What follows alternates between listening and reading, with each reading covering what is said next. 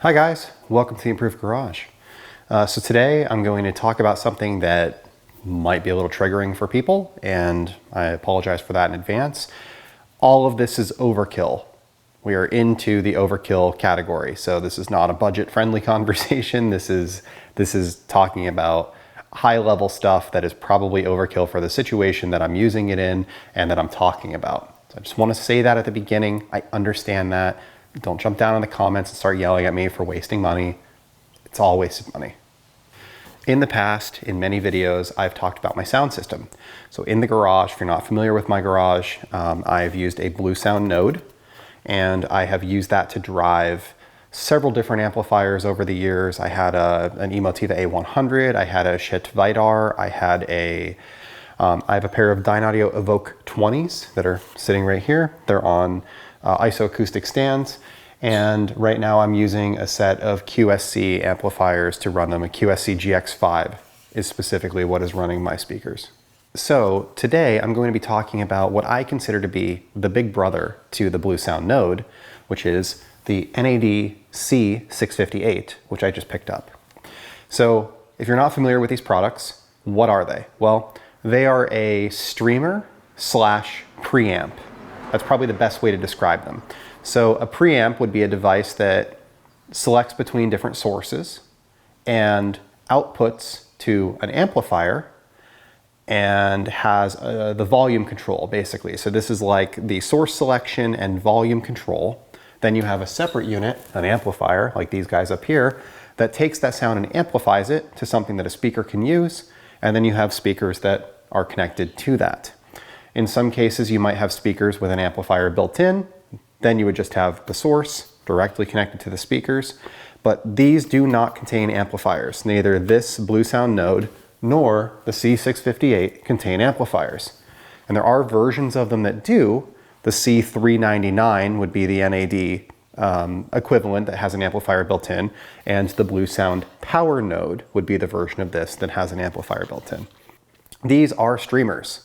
They connect to Spotify, to Pandora, to Apple Music, to whatever music streaming services you want, Tidal, Deezer, Qbuzz, whatever.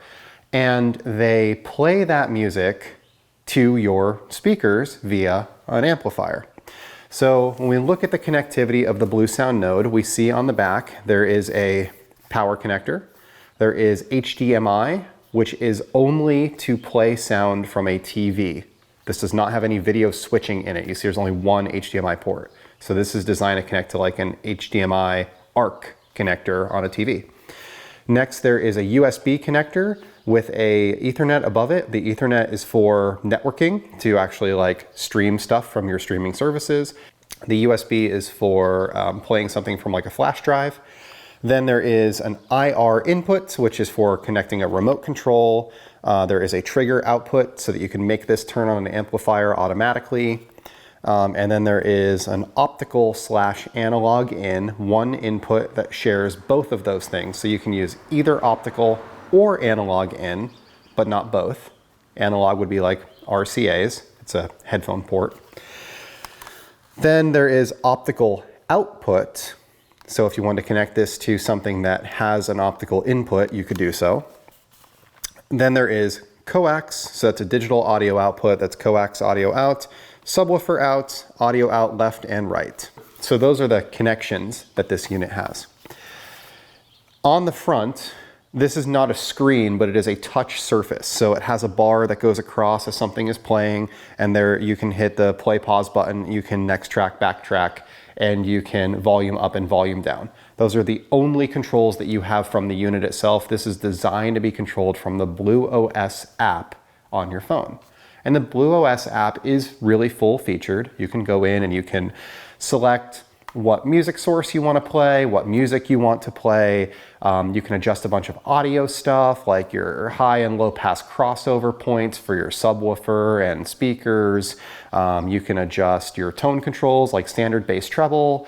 A lot of different options are there for you to control. And of course your volume control as well. They do offer a remote control for this. This does not come with the remote control. The remote control can be purchased separately. It's about $60, and it does allow some basic control of the unit, volume, play, pause, next, back, kind of the same things that we just described.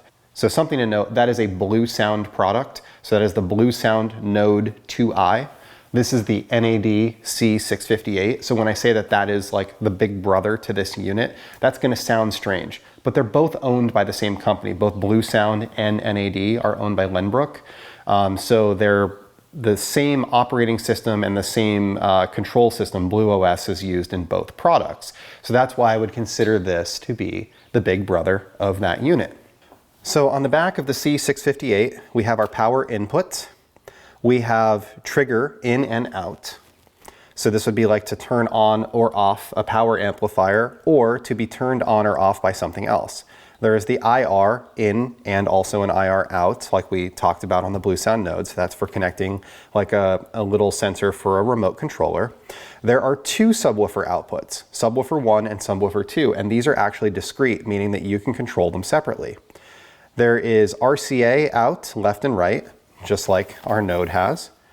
There is also a balanced output left and right, so an XLR connector left-right. There's line in 1, line in 2, a phono input, so this would be for a phonograph, coaxial 1 and 2 inputs. There is our LAN connector for our internet.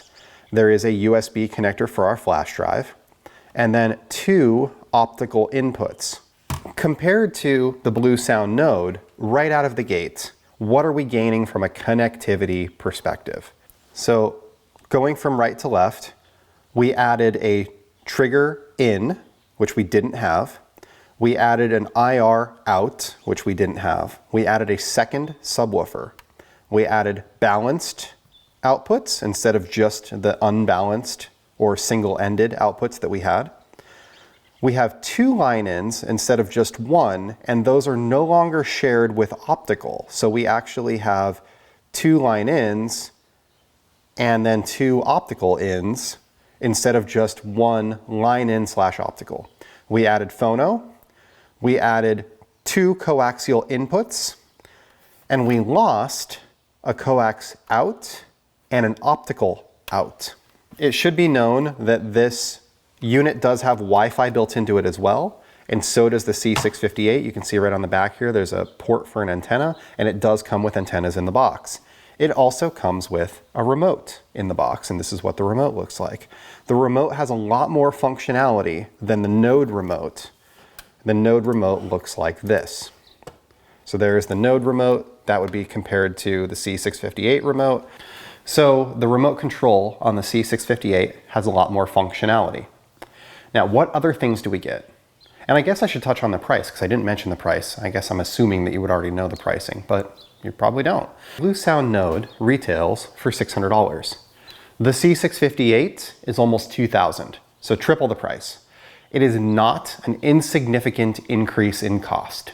So I just want to put that out there. I understand that these are both really expensive products and that there are cheaper options that do exist to do what I'm doing. I could have a Chromecast audio sitting up there for 30 bucks that could be my streamer in my garage. I love audio, I love playing with the components, I love experiencing new products. These are things that I'm passionate about, and I don't have a problem spending my money on these types of products to talk about them. So I get it. People are going to be frustrated, they're going to comment, but I'm just putting that out there. I understand this. So let's talk about reasonable cost. The Bluesound Node is regularly about 500 bucks. It's on Crutchfield right now for $100 off, so that's $500 that you can buy it for. Occasionally you can find them open box, refurbished, something along those lines for in the $450 range. You should reasonably pay about $500 for a Bluesound Node. This is $2,000 if you're buying it from somebody who charges retail. I picked mine up for about $1,200.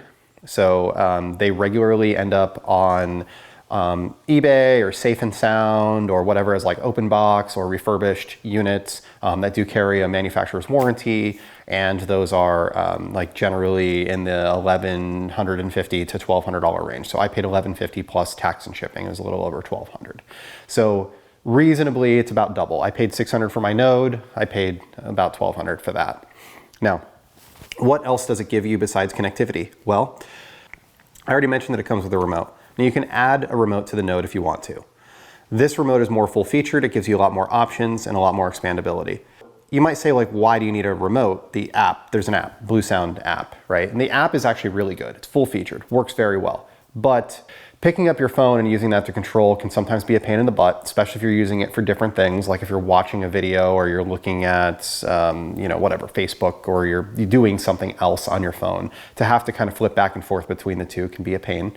Not all apps allow you to leave and come back to them very well. So sometimes you'll be looking at an app and you'll go to the BlueSound app and you'll make a couple changes, and then you'll come back and like your app closed, or you're not at the same page that you were. It takes you back to the login screen. You know, those are some annoyances when you're using a phone to do this type of control. In a garage or shop, if something happened to this remote, you know, it's 50 bucks that I'm gonna have to buy a new one. That sucks, but it is what it is. If something happens to my phone, it's $1,000. So, you know, I'm going to protect my phone and I'm going to keep it safe a little bit more. I also don't have to worry about charge states. You could just stick a battery in this, pretty easy to use. I like having a physical remote. I have the one for my TV, kind of mounted on the wall, sits right here. When I'm using the TV to watch YouTube, I could control that with my phone too. There's an LG app, but I use the remote. It's just, in my opinion, easier to just grab the remote, use that to control whatever you're doing. There's two other things that the C658 adds. One is expandability. There are two slots that are labeled MDC. MDC stands for Modular Design Construction. So the NAD built the C658 and some of their other products like the C399 to accept add-on expansion cards. So right now the unit comes with no expansion cards. It has BlueSound or BluOS built right into it, so it doesn't require a card for that. And there are two open card slots. So there is a card that adds HDMI, 3 inputs and 1 output. It's about 400 bucks to add that in, but it does exist. And they also make a card that gives it a USB port that makes it into a USB DAC for your computer. So if you wanted to use it as like a direct output, if you're running like a recording studio or something along those lines and you want to use it for playback, you can do that as well. That's also about $400. These add-on cards are expensive. They might not be necessary, but the C658 has the option of adding them while the Node does not. So it is something to note. The Node comes with a single HDMI input, so if you had to connect it to a TV for HDMI ARC, you can do so. The C658 does not. It doesn't have it unless you add in the card. So if you're connecting to HDMI, that makes the C658 even more expensive than the Node for your application. The thing that I think is the most important piece that the C658 brings to the table is Dirac. So Dirac is a calibration software that uses a microphone to read your room and then adjusts the audio to compensate for things like room gain or a speaker being in a corner or harsh surfaces or, you know, different things like that. It cannot correct for everything. You know, you can't take a tiny speaker and make it perform like a subwoofer. It can only do so much, but it does correct for issues that you might have in your room or with whatever acoustic environment that you have. The Node does not have the option for Dirac. It doesn't have it as an add-on. It physically cannot have Dirac. You would have to use something external like maybe a mini DSP or something like that to add a tunability to the Bluesound Node in this way. The C658 has built-in Dirac. It comes with this microphone, so you can see the microphone here. Obviously, it doesn't include the tripod that it's sitting on, but this is what the microphone looks like. It's got a long cable, and this long cable connects to the C658 and allows you to do tuning. So you install the software on your computer. The software is free. You download it from Dirac's website. It finds the NAD C658, and you plug this microphone into either the C658 or into your laptop or whatever you're using to do the tuning. And you can move this microphone around your room and it will read the positions, up to 17 different positions in the same room, and it will adjust the output of your system to sound as good as possible for the acoustic environment that you're in. So why is this important? Well, there are a lot of times where we don't have control over our room.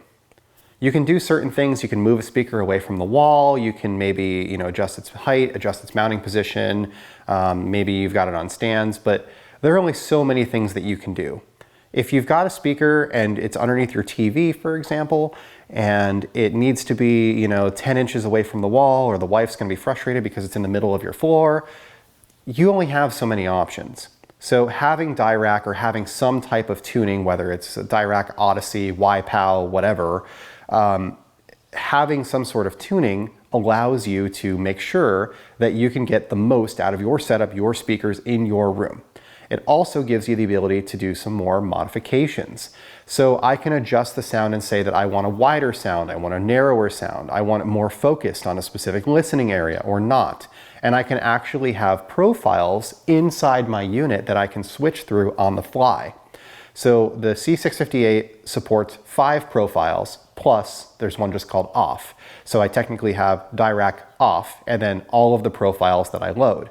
So I can set up a narrow listening position for maybe a situation where I'm the only person and I'm in a specific spot.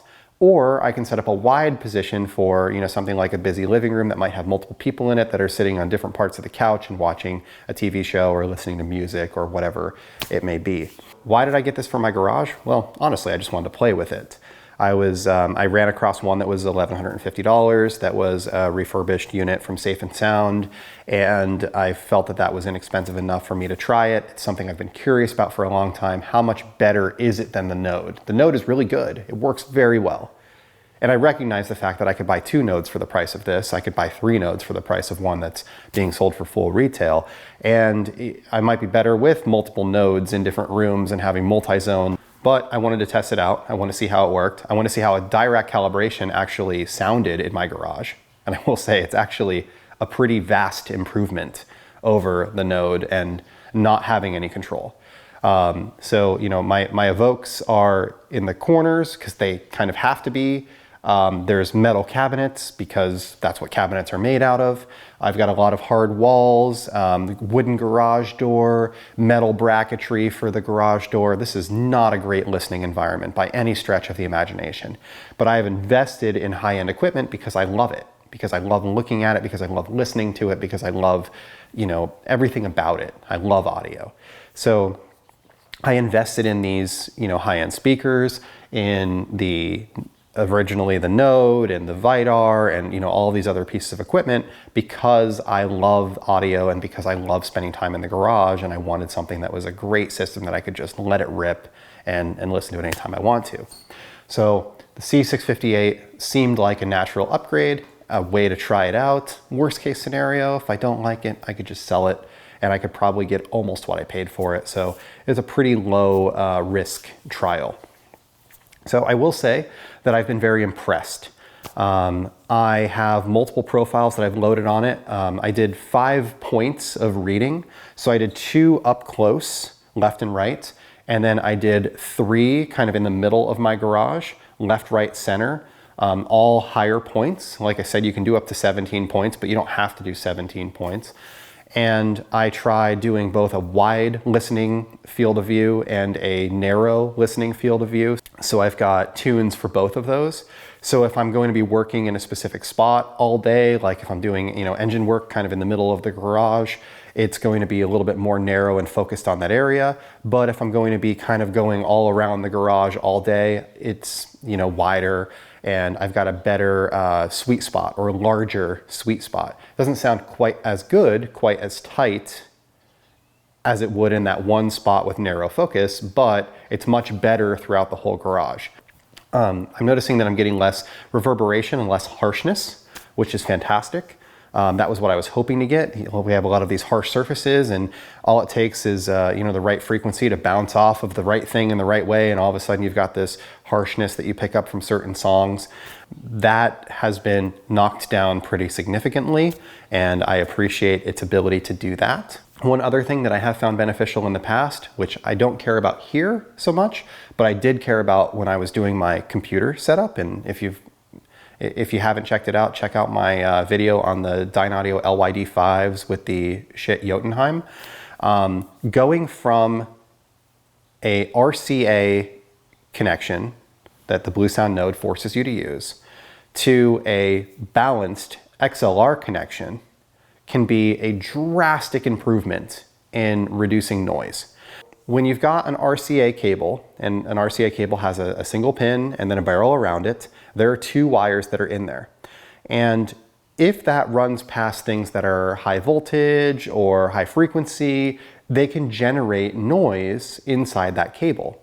And at my computer desk specifically, I'm running all of these cables down a loom underneath my desk so that my desk can be moved up and down because it's a standing desk. Well, you end up with all of this noise that gets generated in the lines, and you get this kind of like high-pitched whistle from the speakers, and sometimes you get like some like fluttering and thumping and different things like that happen when you've got devices nearby, like a cell phone or something like that are sending and transmitting radio waves. Well, XLR balanced connections by design eliminate that because they have 3 cables in a shield, and those 3 cables are your negative, your signal, and an inverse of your signal. So the signal and the inverse of the signal can be zeroed out to reduce any noise that you might have on the other side, which is really cool. So if you have interest in that, you could just Google XLR and noise rejection, and there's plenty of articles on how that works.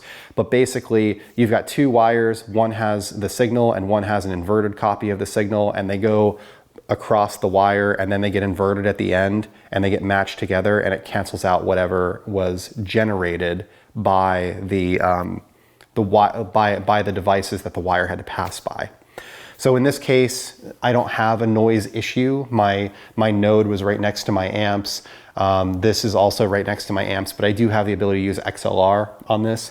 So if you were in a situation where you had noise issues, going from a Node to a C658 would give you the ability to use XLR cables, which are balanced as long as your amplifiers support balanced inputs, which my QSC amplifiers do. A lot of other amplifiers do, like my Shit Vidar does.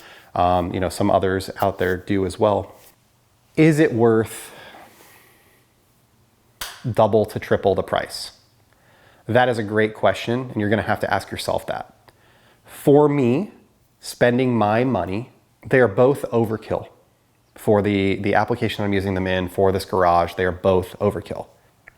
Something like an Arylic or an Audio Engine B-Fi or a WIM or a variety of other products. I mentioned a Google Chromecast audio. Those can all do the streaming playback style stuff that I'm trying to do in this garage under most circumstances. This gives me added capabilities of reducing some noise and making it a better listening environment. Does it make it perfect? No, but it is a night and day difference. It's pretty tremendous. So for me, I think it's worth it, especially for a room like this that isn't the best acoustic environment. But there are probably other ways to do it cheaper. You could use something like a mini DSP, and you can do tuning yourself. Dirac definitely adds a lot of capabilities to the unit.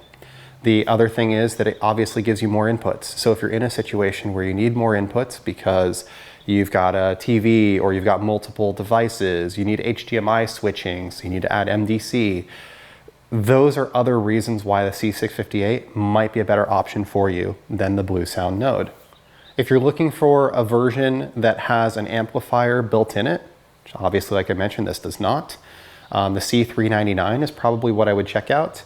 I had a C388, I did a video on that. I ended up not keeping it because it doesn't have high pass and low pass crossovers, but the 399 does and also has Dirac, so it adds those capabilities. Anyway, thank you for watching my video today. I really appreciate it. I realize that, my channel's centered around garage, but I do like audio.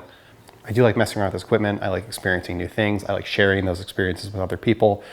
I will continue to play with this and see, how good I can get it. But for me, I'm going to keep this here. I'm going to use my Node elsewhere. And I think that this is a really, really good option for a harsh room, whether that is, a garage in my case, or maybe you have a listening room that is a square, which is not ideal from an acoustic standpoint. Maybe you have a living room where you need to keep your speakers up against the wall, but they end up with a bunch of boominess because of that.